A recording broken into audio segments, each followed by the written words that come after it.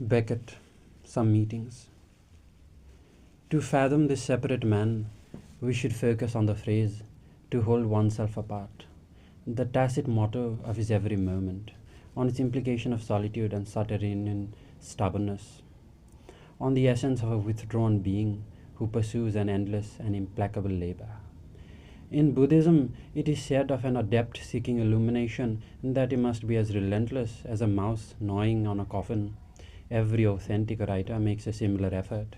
He is a destroyer who adds to existence, who enriches by undermining it. Our time on earth is not long enough to spend on anything but ourselves, and this remark by a poet applies to whoever refuses the extrinsic, the accidental, the other. Beckett, or the incomparable art of being oneself. Withal, no apparent pride, no inherent stigma in the consciousness of being unique. If the word amenity did not exist, it would have had to be invented for him. Scarcely credible, indeed monstrous, he disparages no one, unaware of the hygienic function of malevolence, its salutary virtues, its executory quality. I have never heard him speak ill of friends or enemies, a form of superiority for which I pity him, and from which, unconsciously, he must suffer. If denigration were denied me, what difficulties and discomforts, what complications would result? He lives not in time, but parallel to it, which is why it has never occurred to me to ask him what he thinks of events. He is one of those beings who make you realize that history is a dimension man could have done without. Very like his heroes. In other words, had he gained no acceptance, he would be exactly the same.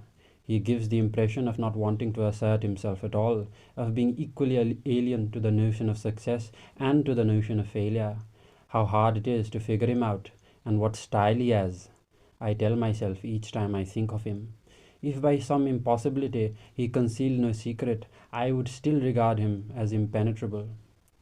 I come from a corner of Europe where outbursts of abuse, loose talk, avowals, immediate, unsolicited, shameless disclosures are de rigueur, where you know everything about everyone, where life in common comes down to a public confessional, and specifically where secrecy is inconceivable and volubility borders on delirium. And this alone suffices to account for my fascination with a man who is supernaturally discreet. Amenity does not exclude exasperation.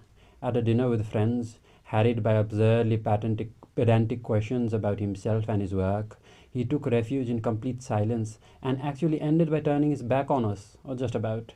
And the dinner was not yet over when he stood up and left, reserved and somber as one might be before an operation or an interrogation. About 5 years ago, we ran into each other in Rio Guenamar. When he asked me if I was working, I answered that I had lost my taste for work, that I saw no need to show myself, to produce, and that writing was a torment for me. He seemed amazed by this, and I was even more amazed when, precisely with regard to writing, he spoke of joy. Did he actually use that word? Yes, I'm sure of it. At the same moment, I recall that at our very first meeting 10 years earlier at the Closerie de Lilas, he had acknowledged his great lassitude, his sense that there was nothing more to be had from words. Words, who has loved them as much as he? And they are his companions and his sole support. And the man relies on no certainty, yet you feel that among them he stands fast. His fits of discouragement doubtless coincide with the moments when he stops believing in them, when he imagines they are betraying him, escaping him. Once they are gone, he remains helpless. He is nowhere. I regret not having noted and listed all the places where he refers to words, where he inclines toward them, drops of silence through silence, as they are called in the unnameable, symbols of fragility transformed into indestructible foundations. In English, the French text sans is called lessness, a word coined by Beckett, as he coined the German equivalent, Logigkeit. And this word lessness, as unfathomable as Bohem's Ungrund, so fascinated me that one evening I told him I would not sleep until I found an honorable French equivalent. We considered together every possible form suggested by Champ and Mondret. None seemed to come close to the inexhaustible lessness, a mixture of privation and infinity, a vacuity synonymous with apotheosis. We parted rather disappointed. Back home, I went on worrying about that poor Jean. Just when I was about to capitulate, it occurred to me that I should try something in the direction of the Latin sine. I wrote him the next day that scinate seemed to me the word we were looking for. He wrote back that he had thought of it too, perhaps at the same moment. Yet it had to be admitted that our discovery was nothing of the kind.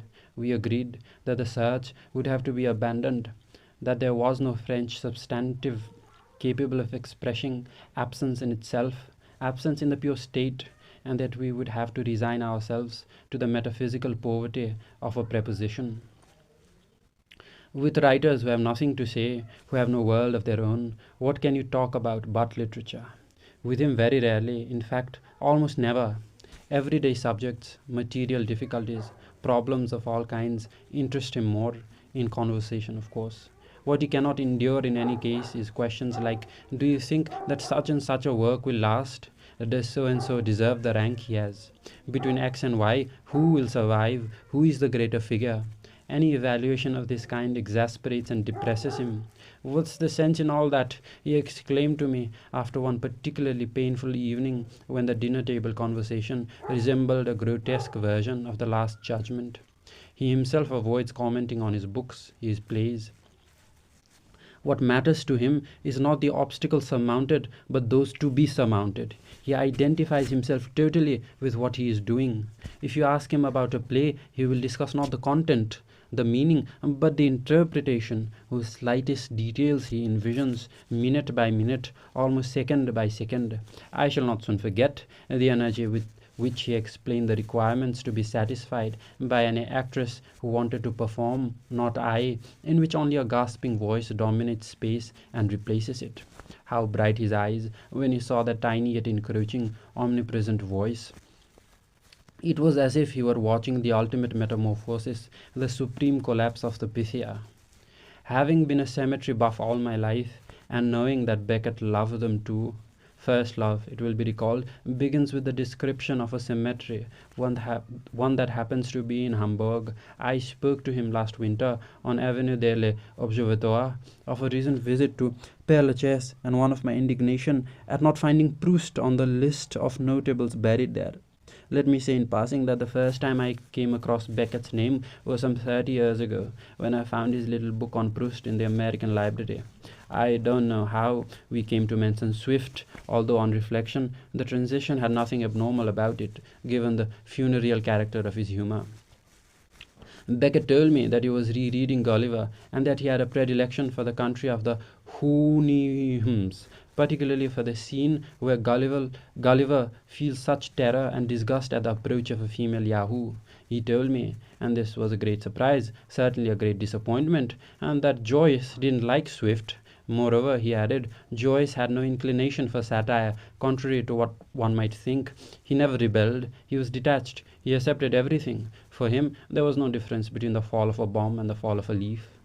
A marvelous judgment that in its acuteness and its strange density reminds me of how Armand Robin once answered a question I put to him. Why, after translating so many poets, haven't you ever tried Chuang-Tze, who has more poetry in him than all the sages? I've often thought of it, he replied, but how can you translate a work that is comparable only to the barren countryside of northern Scotland? How many times, since I've known Beckett, have I wondered, an obsessive and rather stupid interrogation, about his relation to his characters? What do they share? Who could conceive of a more radical disparity? Can it be true that not only their existence, but his too, is steeped in that leaden light described in Malone Dies? More than one of his pages seems to me a sort of monologue after the end of some cosmic epoch. The sensation of entering into a posthumous universe, some geography dreamed by a demon released from everything, even his own malediction. Beings who do not know whether they are still alive, subject to an enormous fatigue not of this world, to use a language contrary to Beckett's tastes, all conceived by a man whom we guess to be vulnerable and who for decency's sake wears the mask of invulnerability. Not long ago, I had a sudden vision of the links that bind them to their author, to their accomplice. What I saw then, or rather what I felt, I cannot translate into an intelligible formula. Nonetheless, ever since, the merest remark of one of his heroes reminds me of the inflections of a certain voice. But I hasten to add that a revelation can be as fragile and as mendacious as a theory.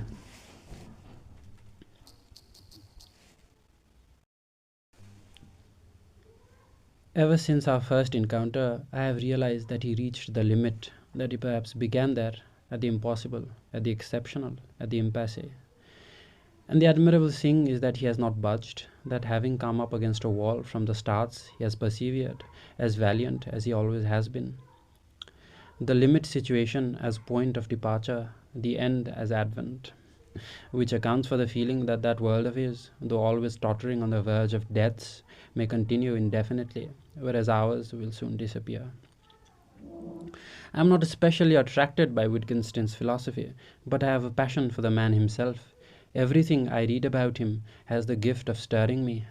More than once I have found features he and Beckett share, two mysterious apparitions, two phenomena one is glad to find so baffling, so inscrutable.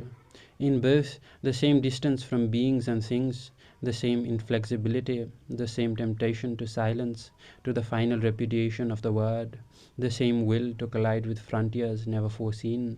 In other ages, they would have been lured by the desert. We know now that Wittgenstein at a certain point actually envisaged entering a monastery. As for Beckett, how easy to imagine him some centuries back in a naked cell, undisturbed by the least decoration, not even a crucifix. Do I digress? And just remember that remote, enigmatic, inhuman gaze of his in certain photographs. Granted, our beginnings matter, but we make the decisive step toward ourselves only when we no longer have an origin, when we offer as little substance for a biography as God. It is both important and utterly unimportant, and that Beckett is Irish. What is dead wrong is to maintain a French assertion, and that he is the typical Anglo-Saxon. Certainly, nothing would displease him more. Is it his bad memories of his pre-war stay in London? I suspect him of finding the British vulgar.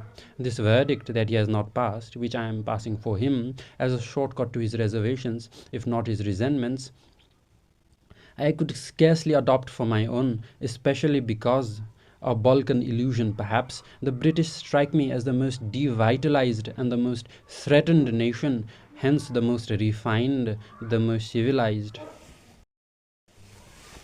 Beckett, who oddly enough feels quite at home in France, has in reality no affinity with a certain dryness, an eminently French virtue, or at least a Parisian one.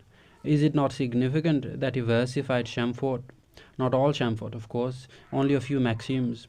The enterprise, remarkable in itself and in fact almost inconceivable if we think of the absence of lyric impulse that characterizes the moralist's skeletal prose, is equivalent to an avowal, if not a proclamation. It is always in spite of themselves that secret minds betray the depths of their nature. Beckett's is so impregnated with poetry that it is inseparable from it. I find him as obstinate as any fanatic. Even if the world crumbled, he would not abandon the work underway, nor would he alter his subject. In the essential things, he is certainly not to be influenced. As for the rest, the inessential, he is defenseless, probably as weak as all of us, even weaker than his characters. Before collecting these notes, I had intended to reread what Meister Eckhart and Nietzsche wrote from their different perspectives about the noble man. I have not carried out my project, but I have not forgotten for a single moment that I had conceived it.